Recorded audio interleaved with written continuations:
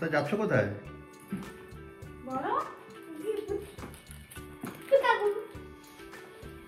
এখন কি লুকোচুরি খেলার টাইম নাকি? এই তো লুকিয়ে আছে, নুপু দেখতে পাচ্ছি। নুপু মা বাড়ি যাবে নাকি? কোথায় যাবে? মা বাড়ি যাবে। তোমার কি ঘুম হয়েছে রাতে? তাহলে রেডি, চলো নুপু, চলো নিচে যাবো। দাঁড়াও, আমি নিয়ে যাচ্ছি। এক দাদাকে বলা ছিল, তো 3:30টার সময় রিক্সা নিয়ে চলে এলো, কারণ আমাদের বাস ছিল 4টার দিকে। তো এখানে বাসের সামনে পৌঁছে গেছি, বাস এখনও ছাড়েনি। আমরা ভেতরে ঢুকে সিট টিটগুলো দেখে নিলাম, আগে থেকেই আমি টিকিট কেটে রেখেছিলাম, এসি বাস।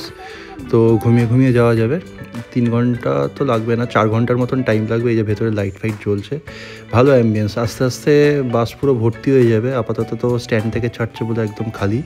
তো আমরা রওনা দিলাম।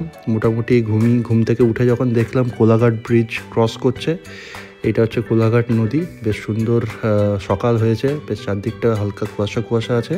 অ্যাকচুয়ালি নুপু খুব এক্সাইটেড ছিল যে ও মামা বাড়ি যাবে, তোর কয়েকদিন স্কুল কামাই হবে, কিছু করার নেই। স্কুল থেকে অনেক কিছু হোমওয়ার্ক দিয়েছে, সেগুলো হয়তো ফিরে এসে আবার একটু চাপ নিয়ে করতে হবে। তবে এই সময়টা যাওয়ার মেন উদ্দেশ্য হচ্ছে ওদিকে একটা বড় রাসমেলা হয়, আর বেশ পুজো টুজো হয়, বেশ খুব ফেমাস আর কি।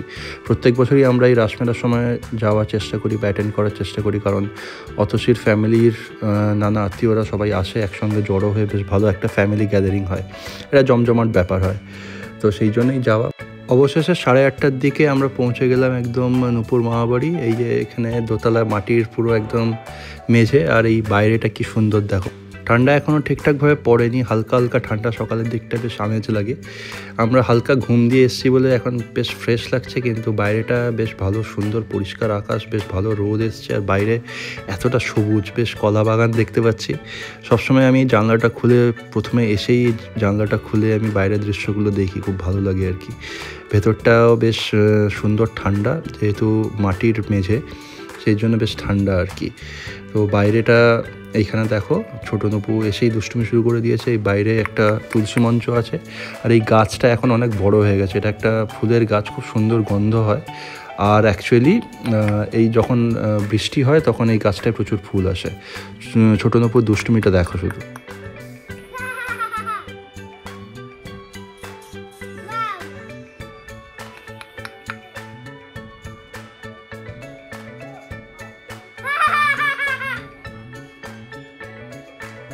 আগে যে গ্রামে আসার যে ভিডিওগুলো দিয়েছিলাম, তাতে বলেছিলাম যে আমার ফেভারিট লুচি সবসময় থাকে যবেই প্রথম আসি।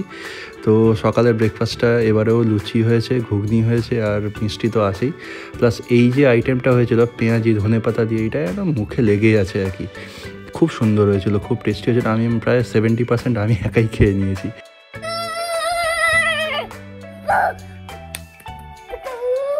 ব্রেকফাস্ট করার পরে আমি আর ছোটো নুপু ছাদের উপরে এসেছি। ছোটো নুপু ছাদের উপরে এসে দুষ্টুমি শুরু করে দিয়েছে, পিকাপু খেলার চেষ্টা করছে আমার সাথে, আর হচ্ছে নিচের যে মাটিটা আছে সেইটা খোঁড়ার চেষ্টা করছে।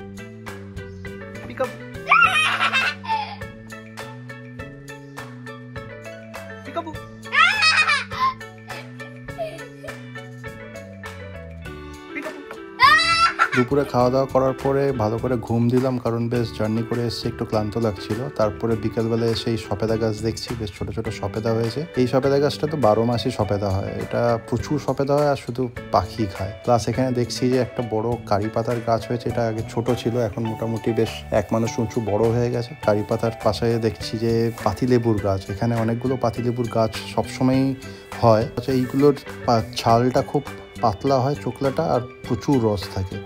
আমি কয়েকটা ভাতের সাথে খেয়ে দেখেছি, বেশ ভালো, বেশ দারুণ রস আছে। অন্যান্য বাজারের যে লেবুগুলো, সেগুলো চোখলাগুলো এত মোটা হয়, টিপলে একদম মানে 2-4 ফোঁটা রস হয়তো বেরোয়। আর এইখান থেকে আমি একটা এরিয়াল ভিউ নেওয়ার চেষ্টা করছি। এটা কী গাছ আমি জানি না, কদম গাছ হতে পারে, কিন্তু পাতাগুলো কিন্তু খুব দারুণ একটা ভিউ দিচ্ছে আমাকে, সেই জন্য এটা আমি একবার নিলাম ছবিটা, ভালো লাগছে বেশ। আর এখন তো শীতকাল প্রায় পড়ে গেছে। এখানে অতসীর বাবা ওখানে অনেক রকমের শাকসবজি লাগিয়েছে, তার মধ্যে ধনেপাতা এখানে দেখতে পাচ্ছি, প্রচুর ধনেপাতা হয়েছে। আর চারদিকটা পুরো একদম ধনেপাতার গন্ধে ম করছে, একদম একদম টাটকা ধনেপাতা। আর মেন ব্যাপার হচ্ছে কোনো শাকসবজিতে আমরা সার দিই না, কোনো অর্গ্যানিক সার বা ইনঅর্গ্যানিক কিছুই দেওয়া হয় না, এমনি বড় হচ্ছে। এগুলো হচ্ছে পালং শাক, বেশ দারুণ লাগছে দেখতে, একদম সবুজ, একদম দারুণ লাগছে দেখতে। এইগুলো আমাদের খাওয়া দাওয়া করা হচ্ছে, আর আগামী দিনও খাওয়া দাওয়া করা হবে কয়েকদিন। এইগুলো হচ্ছে আদা গাছ, আদা গাছগুলো বেশ সুন্দর করে উঁচু মাটির উপর লাগানো হয়েছে। আর আদা গাছের এই পাতাগুলো ছিঁড়ে স্মেল করলে পুরো আদার একদম গন্ধ পাওয়া যায়। এরপরে দেখতে পাচ্ছি প্রচুর বেগুন গাছ লাগানো হয়েছে, প্রচুর বেগুনও হয়েছে দেখছি মাঝারি সাইজের। এই বেগুনগুলো অতটা সুন্দর শেপের হয়নি, তার কারণ এগুলো একদম বিনা সারে করা হয়েছে, এই জন্য একটু পোকা টোকা লেগেছে।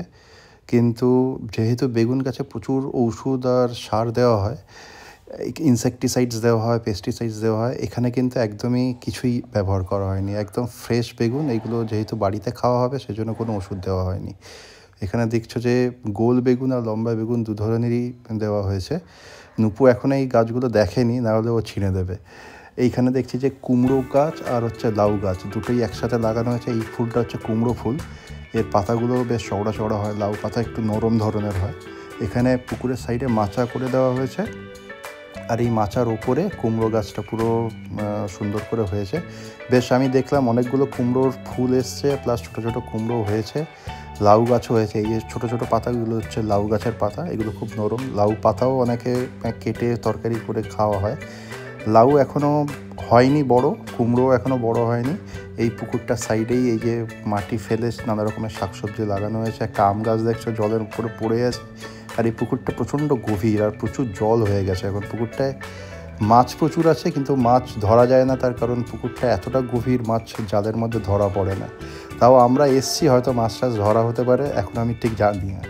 এবার এখানে যেটা দেখছি সেটা হচ্ছে লাল শাক এখানে লাগানো হয়েছে, দুর্ধর্ষ লাগছে। বেশ অনেকটা জায়গা জুড়ে লাল শাক লাগানো হয়েছে, বেশ খাওয়ার মতন মোটামুটি বড় হয়ে গেছে।